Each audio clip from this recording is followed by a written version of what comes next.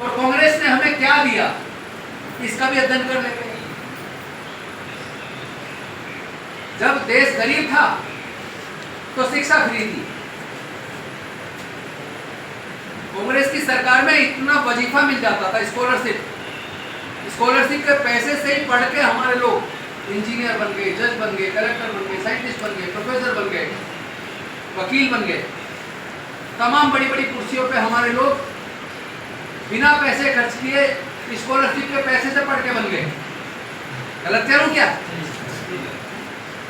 और जब पहले बैंक प्राइवेट होते थे, इंश्योरेंस कंपनियां प्राइवेट होती थी, लेकिन कांग्रेस ने बैंकों का, इंश्योरेंस कंपनियों का राष्ट्रीयकरण किया इंदिरा जी के टाइम पर। बैंकों का, इंश्योरेंस कंपनियों का राष्ट्रीयकरण हुआ तो उसके अंदर हमारे लाखों लोगों को रोजगार मिला। 100 से ज्यादा पीएसयू बनाए कांग्रेस के टाइम पर।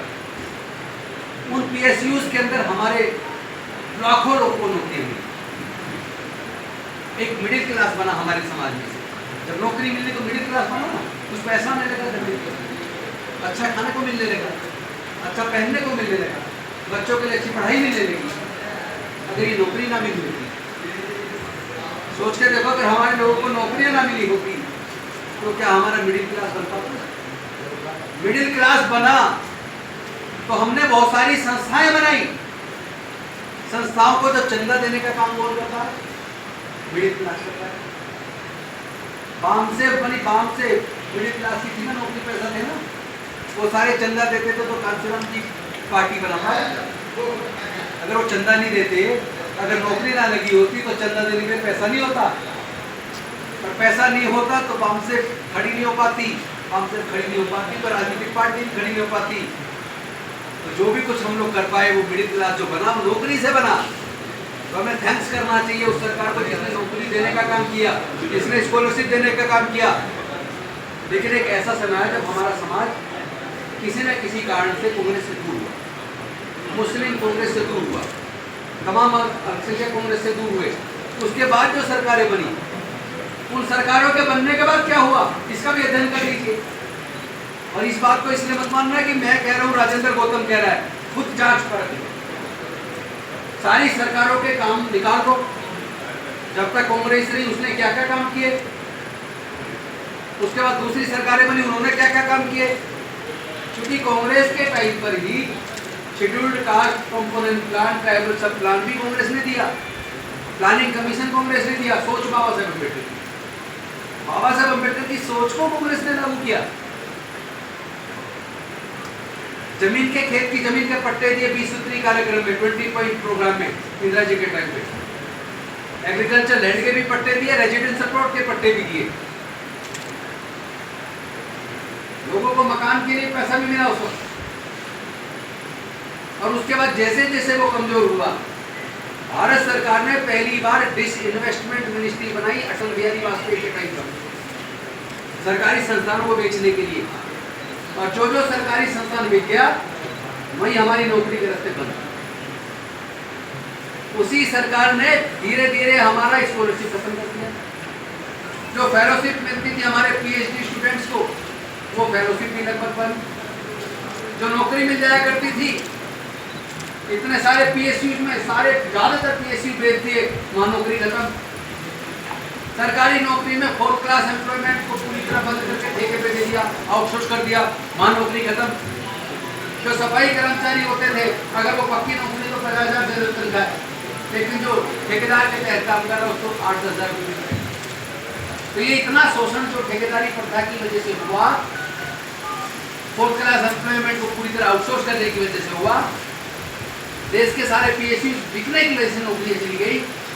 आज सरकार ने रेलवे आधे से ज्यादा बेच दिया, एयर इंडिया बेच दिया, एयरपोर्ट बेच दिए, आपकी पेट्रोल कंपनियां बेच दी, गैस कंपनियां बेच दी, आधे से ज्यादा बैंक बेच दिए, इंश्योरेंस कंपनियां बेच दी, आपके बंदरगाह बेच दिए, कितने सारे पीएसयू इन सरकारों ने बेच दिए। तो ये क्या हमारी जिम्मेदारी नहीं है कि सरकारों का अध्ययन करें, सरकारों का तुलनात्मक अध्ययन करें कि कांग्रेस की सरकार के टाइम पे क्या मिला और जब से कांग्रेस की जगह दूसरी सरकारें आई तब क्या मिला। पे हमारा क्या छिन गया और दूसरी सरकारें आने के बाद क्या हमारा छिन गया। जब इसका तुलनात्मक अध्ययन करोगे, कंपैरेटिव स्टडी करोगे, तो पता चलेगा हमने क्या खोया और क्या पाया, किस सरकार ने क्या दिया, किस सरकार ने क्या छीन लिया, तब पता लगेगा। इसलिए किसी के कहने में आने की जरूरत नहीं है। आज वो सामाजिक न्याय की लड़ाई जो कभी डॉक्टर बाबा साहेब अम्बेडकर जी ने, फूले जी ने, साहू जी महाराज ने लड़ी, उसी सामाजिक न्याय की लड़ाई को जिसको बाद में माननीय कांसीराम साहब ने मिला, आज पूरे देश में उस सामाजिक न्याय की लड़ाई को जाति की गणना, शैक्षणिक और आर्थिक सर्वे, डाटा कलेक्ट करना, समाज का एक्सरे करना, किसको क्या मिला, किसको नौकरी मिली, कौन कितना पढ़ पाया, किसकी पढ़ाई छूट गई, किसको प्राकृतिक संसाधनों में कितना हिस्सा मिला, किसकी हकमारी हुई, ये सारा का सारा जब जाति की गणना होगी, सोशियो इकोनॉमिक एजुकेशनल सर्वे होगा, डाटा कलेक्ट होगा, तब सरकार को इन सभी वर्गों के विकास में योजना बनाने में मदद मिलेगी। तो इस सर्वे की लड़ाई को, जाति की गणना की लड़ाई को कौन लड़ रहा है? कौन लड़ रहा है?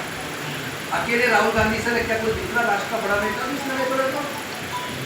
कोई दूसरा है जिस बात को भी कांसीराम साहब कहते थे, जिसकी जितनी संख्या भारी उसकी उतनी हिस्सेदारी।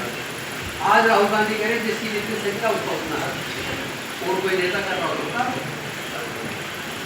तो जिस मामले में, जिस मुद्दे पर लड़ाई लड़ने से हमारे लोगों के अधिकार मिलते हों, जिससे हमारे हित सुरक्षित होते हों, जो नेता मोदी जी की आंख में आंख डाल के कहता हो इसी सदन में तुमसे ही गणना करवाएंगे और अपने लोगों का नहीं करेंगे, तो आज क्या उस आदमी को हम अकेला छेड़ दें? उस नेता को आदरणीय मल्लिकार्जुन खड़गे जी, आदरणीय राहुल गांधी जी जिस सामाजिक न्याय की लड़ाई को मजबूती के साथ लड़ रहे हैं, मैं ये पुनः राजनीतिक पार्टी की बात भी छोड़ दीजिए, सबसे पहले जरूरत हमारे समाज के हक और अधिकार की है।